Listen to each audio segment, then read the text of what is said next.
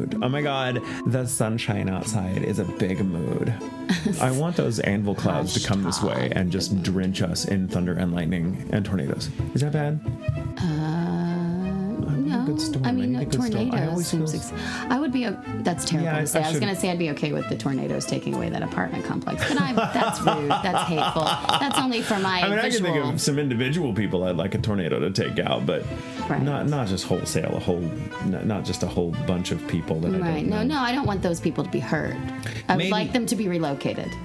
You know what? And then a park. I want them to be insured and not home right now. So when the tornado hits, it's an opportunity for them to move to better places. That's right. Better. That's what I'm at. There you go. That's my fairy tale tornado. Yeah. Then they'll raise this area and put in a whole bunch of trees to block out the road over there. And then it'll be a park, and there'll be a dog park in there. Doesn't that sound bad? That sounds perfect. So anyway, it's Ghostacles time. This is how gentrification starts. It's Ghostacles time. And to be clear, we don't want the people in those apartments to go because of anything to do with them as people. It's just that the apartments are kind of ugly. They're very ugly. They're an eyesore in this otherwise, gorgeous little view. I know. The front of the house is amazing. Mm-hmm. The back of the house, if you're not up on the second floor, is amazing. It's just one of those, it's like the falling apartments. It's the falling apartments. All right, Ghostacles time. So we're doing something a little. It's on today on a special episode, or tonight if you're listening to this at night. Special episode of Ghostacles. Jamie is going to read a long single entry. That's right. And I'm going to sit here and apparently be awed by it. Is that the deal? In awe. Yes. I'm looking forward to this. Very long, but it's from India. We have a listener in India, at least one. I'm already awed. And her name is. I'm going to say Pinto, Pinto, Pinto. I hope so. I mean, it's not like it can't be Pinto. It could be Pinto. I feel like it's Pinto, though. Yeah, I don't know. Well, but anyway, we're so glad that you pronounce your name, please forgive us. Right. We're bad at it. And in case you haven't realized from other episodes, we're really bad at things. Pronunciation. Just lots of things. Okay, so here we go. Hello, Jamie and Michael. Hi. I am a 22-year-old girl/lady/woman, fan of you two from India. Yay! That's Exclamation mark. Cool. That's so fucking cool. Part of what I love about this letter is how personable she is in her message. I already love her. Yeah. She's clearly already read How to Win Friends and Influence People. She is. Cover to cover. She's won and influenced me. And she will you too. Okay, I have been religiously listening to Ghoul Intentions since the very first week and finally decided to send my story in. Yes. English is, obviously, not my first language, so please forgive whatever grammatical mistakes you'd find me committing from here on. This is also very long. She has great English, and also you'll find out she knows how to swear. And I love it. I love you. Oh my God, I love it. And so humble too. Then. I know. She's English isn't so good, but let me just go ahead and write you like Jane Austen if she cursed. Right, exactly. So the series of events dates back to when I, then 17 years old, had been enrolled in an agricultural university somewhere in the eastern part of India. Vague. The university campus was pretty distant from the heart of the nearest city. When I moved to the university hostel, my impression was that it was beautiful, serene, and tranquil, and all that crap, but eventually grew to realize just how creepy and dangerous that shitty place was. Oh. Nailed it. Shitty place. I love it. For starters... Expert level. For starters, big-ass trees... Flowery climbers and thick vegetation covered the entirety of the distance between our hostel and the academic complex, which was nice and shit if you could overlook the fact that you'd need at least 14 to 16 minutes to traverse the length of the path. So, if you were a girl, you'd always need some kind of male company or walk in groups or else risk running into rumored wild animals or even worse, hypothetical wild human males, gasps. To make matters, I mean, it's real bad. What a great place to fucking build a school. Yeah. To make matters worse, only a few hundred meters away from our hostels was a cluster of villagers full of disenfranchised, illiterate youth that earned daily wages through labor, working, and farming that had a notoriety for black magic and sorcery. It was early August. Classes wouldn't start for freshmen in at least another 4 days, but I decided to check into the hostel anyway so as to find the best room that I could choose for myself. I get it. I got a spacious, well-lit room on the ground floor of the very last building. Why, you ask? It happened to be the closest one to the dining hall and the common washroom. Basically, I didn't have to worry about lining up for meals or early morning bladder draining activities, and I could chat it with people whenever I wanted. At the time, I felt like I couldn't have asked for better. It's UGGH. Oh, that's actually in there. Mm-hmm. She's so good. She's so good. She's better English than some native speakers I know. I mean, than Twitter, for fuck's sake, yes. 2 days later, girls... Granted, that's a pretty low bar. Yeah. But. 2 days later, girls started trickling into the hostel, and I found myself a roommate. Let's call her Nishi. I couldn't enjoy the thrilling newness, or to be honest, the terrifying anxiety of college life too long, as I had to be hospitalized for a few days due to a bout of food poisoning and a breakout of hives all over my arms. Yikes. When I returned alive and well, I found my room locked from the outside, which wasn't weird at all. There was still a lot of time for classes to end. I sat myself on the staircase and waited for Nishi to arrive. When she did return, she seemed relieved and scared. She told me that on the night that I'd been hospitalized, she was awoken by what felt like a tongue licking her left arm. Very slowly. No, I don't know why I felt the need to use my tongue in that. No, you were underwater. I'm drowning and creeped the fuck out. I am drowning and nope. And nope. Okay, so she jerked but didn't get up and pretended to be asleep. Then she felt the warm and loud breath of something on her neck. At first, I wondered if it was a wild male human. At first I wondered if a wild human male had broken into our room. But she insisted that whatever it was, it didn't feel human. It felt feral and jungly, animalistic. Thank God she didn't describe it as demonic, or I'd have peed myself. I asked her why she Late night bladder emptying activities. I asked her why she didn't call someone for help or awake to see what it was, and she replied she was too shocked to respond and didn't want whatever it was to feel acknowledged. That incident scared her so bad that in the 3 long years that we lived in that room, not once did she stay the night alone in my absence. 2 months later, several successive but relatively mild earthquakes jolted our city in a single night. I remember the first one. This is also what she considers relatively mild. I remember the first one throwing me off my bed and the wooden doors banging violently with every tremor. What is a big one? Throws her to the college, all the way from there across the trail to the college. Yeah, and I just, Jesus Christ. I know. Fuck. This is... The following morning, this is why I'm reading the whole thing. It's so fucking good. Yeah, I'm absolutely riveted. But I'm also like, Jesus, I'm kind of glad I don't go to the school in India. Because it sounds like in order to go there, you have to be pretty like, oh, no, that's a small earthquake. It only threw me across the courtyard. Right. Yeah. And it's okay. We just don't have that the path kind of from one stuff building to another, you may be besieged by wildlings. Wildlings, but it's fine. It's all right. Or animals that want to kill you. So then, a very foul and rancid smell started emanating from the garden next to our building after the earthquake, right? It smelled like dead and decaying flesh. People were called in. Dead bodies. People were called in. The garden dug up to look for the source of the stink. They found nothing. Nada. Interestingly, the nauseating stench was then only noticeable from our room, but not from anywhere else. You could walk near the garden, around the garden, and even on the fucking garden and smell nothing. But the moment you entered our room, we were welcomed by the same offensive smell of putrefying flesh. And you could tell that the smell was coming from outside, that is, the garden, not the inside, which was even weirder. That is so bizarre. That's fucking weird. That's so weird. We were promised... Ghost smell. Ghosty smells. We were promised by the hostel superintendent that he'd asked some engineers to examine what damage the earthquake had caused that resulted in that offensive smell. Like the superintendent of the hostel, not the hostile... The hostel, yeah. Not a hostile superintendent. Yes, right. Just wanted to clarify. I mean, he could have been hostile. I don't know. She doesn't go into detail about his attitude, but no. Superintendent. The next day, though, everything was back to normal. We never found out how and where that stench came from. That's fucked up. I know. The second semester, it was early spring. Nishi was working early into morning on an assignment with a classmate of hers. According to them, I arose from the bed and asked them if they were done. When they replied in the negative, I told them not to work themselves too hard, and my body went back to its initial position of sleep. LOL. According to the girls, my arms did not move that entire time. Basically, my torso had no support when I got up to talk to them or fell back onto the bed. My facial expressions were blank, and the tone I spoke in was older and mechanical, devoid of any emotion.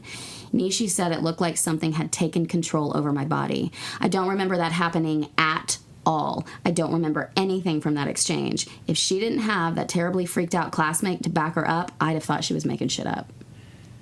You can't hear it, but if you listen closely, you might be able to just detect the sound of my eyeballs drying out from how wide they're open. Yeah, and you haven't blinked. Holy shit, that's some, like, Suspiria shit right there. Yeah, we're not done. Great movie, by the way. You should see. Second semester exams in late May, about 12:40 a.m. I'm not sure how hot the summer is out there in Texas in comparison to our Indian summers, famed for blood boiling, egg on the floor, frying heat. But yeah, that was one hot as fuck day. May, it's not too bad. But June, July, August, those, yeah, you can definitely cook eggs on the concrete. It was a hot as fuck day, no electricity, great. With an electric lamp in hand, I left for the roof to cool myself down while I studied. The next afternoon, Nishi inquired pretty nonchalantly about what time it was when I left her bed and said that she didn't realize when that happened. She laughed and continued to ramble on. I was like, hello, lady, what are you asking? Insert shocked face. Seeing my puzzled reaction, she told me that I had come up to her and nudged her repeatedly. She thought I wanted her to scoot over to make a little room for me in her bed. Half asleep and full irritated thanks to the heat, she didn't protest. She didn't see my face in the darkness, no electricity and fucked up generators. She said she felt me sleep right next to her, my feet facing her face and my face facing her feet. She heard me mumble something and felt my breath on her legs. When she woke up, she found me asleep on my own bed. I told her I never did that. That I was on the roof most of the night and didn't sleep until dawn. Ooh. Color left her face and she looked down trying to make sense of what happened. We asked our friends if any one of them had showed up in our room the previous night and they all said no. It was a hot night, they said. Most of them had left their rooms to beat the heat under the cool night sky. By this point, I thought Nishi to be very eccentric at best, or a little deluded at worst. She kept talking about shadows, dark figures, and apparitions that she saw all the time, but I never did. I never felt any angry presence like she did. I never felt scared of being alone in our room at night like she did. I didn't put up photos of Hindu gods, Buddhist sutras, and Christian signs on my wall, on my side of the wall like she did to hers. I didn't light religious incense sticks to every evening like she did. My nightmares were limited to pedantic professors and my asshat of an ex-boyfriend, while she had some rather elaborate dreams that repeated over weeks. She was academically brilliant, so instead of questioning her brains, I began asking my classmates if they had heard any weird ghost stories or urban legends about the hostel. Since it was at least 70 years old, it had to have some history. One of them told me that the hostel began as an accommodation for male students. There had been at least one known suicide in the corridor that we lived in. At some point, there was a scuffle that led to the murder through drowning of a student in the water storage tank, which was on the very roof that I often went to almost every night to cool myself off. Honestly, that didn't spook me much. As unfortunate as student suicides and deaths are, they aren't unheard of in Indian universities. And not every death will necessarily lead to a haunting, right? My thoughts. Whoopsies. Many days later, this classmate told me that she'd asked around and found that something incredibly terrifying had happened in our room 2 decades ago. She refused to tell me what it was. So I tried asking some of my seniors, and they said while they didn't know the whole story, they weren't telling me anything because it would scare my socks off. I asked Nishi if she knew anything about the supposed reputation of the room we shared, and she said she did, but she didn't want to talk about it either. I don't know why everybody kept refusing to talk about it. Was there some kind of jinx or a curse? Maybe they didn't know the story themselves, but pretended they did. Ha ha. Ha ha ha. That's what she said. It was then it dawned upon me just how strange it was that our room, one so spacious and placed in what I describe as the perfect spot in the entire hostel campus, was unwanted and vacant when I arrived. Last page. In fact, our building was populated entirely by freshmen, and our seniors mostly kept away from it after dark. Third semester, fall, late October. I've been talking to a senior, and somewhere between conversations, she told me that she and another girl had been the tenants of our room for a year before me and Nishi. I asked her why she decided to change rooms, and she said because of the ghosts that roamed there, and the stories of that corridor freaked them out. She said that she was sleeping one night when she opened her eyes to find a dark entity with ruby red eyes lying next to her, face to face, staring at her. She couldn't make out the rest of the figure because A, it was dark, B, she couldn't look away from those shining red eyes. I concluded that this ghost or whatever loves to attack people when they are asleep for some reason. The very same night, her roommate had a dream where she saw a dark figure with red eyes looking into the room through the window. The dark figure stood on the garden with the offensive smell from the previous story, looking over them as if ready to break into it, through the walls, whenever it pleased. Okay, I realize that my story is getting longer and longer, so I'll just stop here. Have a great weekend, guys. Oh, way to stick the landing, my God. I know. Oh, shit. Yeah. Oh, that was good. It's okay, good. You chose right in dedicating this entire Ghostacles to that story, right. Because that story needed to be told. It did. It's so good. It was so good. God, and I that's love good. that we have listeners in India. That's super fun. Yeah, if you are outside the United States, anywhere, we love your stories.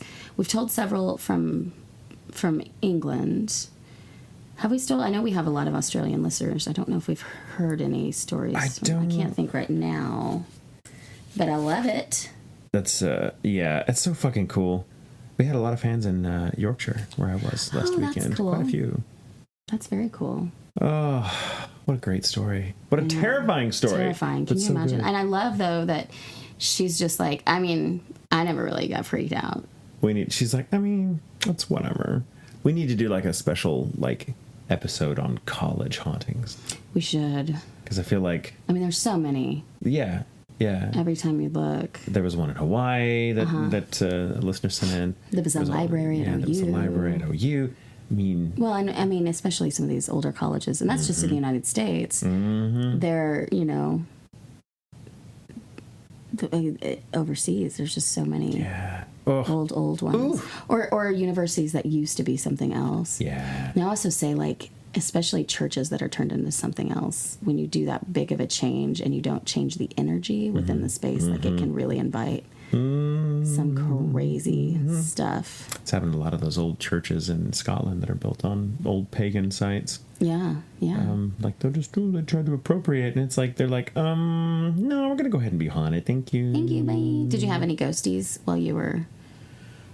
We were there for such a short time in Yorkshire that I didn't have any experiences that were really timed to have ghost stories with anybody. Did you take your talisman? I did take my talisman. Talisman, not my talison. Yeah. My talison stayed here. He stayed here. No, I took the awesome talisman you got me, and it seems to have worked because I wore it on the way back, specifically, and we didn't encounter any snags in the trip back. Oh, perfect. Which of course freaks me out. I'm always I hate traveling because I hate going through airports. I don't mind being in a plane. I love being in a plane. But it's just going through airports. If you have legroom. If I have legroom, correct. Right. That's a very important detail. Yeah. But and I didn't get sick afterwards, and I didn't even get jet lagged because I fought through it. That's right. Just went to bed at a normal time, and I was so tired by then that I slept for 9 hours, got up the next day, which was yesterday as a matter of fact, and was like, oh, I'm okay. I'm ready for the day. I'm not tired at all, which never fucking happens. Yeah. Every time I travel internationally, I have jet lag a little bit going to the destination, but coming back is always the worst. It takes me a full week to get back on schedule. Even and the difference between, here Texas and Yorkshire is 5-6 hours. Right. So it's not huge. It's not like you're losing or gaining a day. It's just you're getting a little, it's a quarter of a day. So it just feels like a long day or a long night. But I didn't have any jet lag coming back. That's great. See, are you a talisman believer now? Oh, I am. And I have been. You have been. So because we travel so much, I have a talisman that I wear every day that I come back. And it's because I feel as though we talk so much about ghosts and energies and stuff like that we can't help but attract them. And so I feel like if I wear it a little protection. Then when I go home, no bad shit follows me. And then it's hedging your bets. Michael got sick at one of the most recent conventions when he came back, and I was like, you need a talisman. So, because the other thing is, since I've been wearing mine, I haven't gotten sick. I'm hoarse right now from a video game thing. Yeah. But you're not sick. You're just. I'm not sick. I'm just hoarse. Your I voice just needs some screamed. rest. I screamed out from good, honest work. That's right. But it since I've been wearing it, I mean, knock on wood, I haven't gotten sick. And so that was part of it too. It's like, try not to wear this, then you won't be bringing weird shit back with you. And like also, pukas or whatever right, else. and then also bringing it into my house. I don't need that shit. So that's really what that's about. I'm glad you like it. And I do. I love it. It's also just badass looking. It looks like one of the little keys from the Fifth Element. It does. It does. Well, and it's also, what is something that seems like a good protection for you. So it didn't make sense to get you like a cross or, or something like that. That didn't make any sense. Mine is a cross. It's a very elaborate cross, but so it's just kind of like what's important to you and what you feel like. If you put the belief into it that it is protecting, you trust that it will, and then it will, and it's really cool. It's like the magic feather. That's right. That's right. So, well, thank you, everyone, for listening and thanks for that fucking story. And thank you. Pinto? We can't read. Pinto's the name of the cemetery, right? Pinto. I hope we're saying your name right. We can't do these long ones all the time, but when now and again, I think a story warrants it, especially if we learn in the process that we have a listener all the way on the other side of the world. I know. So cool. We love hearing from everybody from everywhere. So thank you guys so much for listening and hanging out with us and helping us do this thing. It's super fun. We fucking love it. So you guys are the best. And do remember the things. And do the things. Do the things, yeah. Oh, I was just gonna go follow us, submit, all that, and remember, it's okay to sleep with the lights on.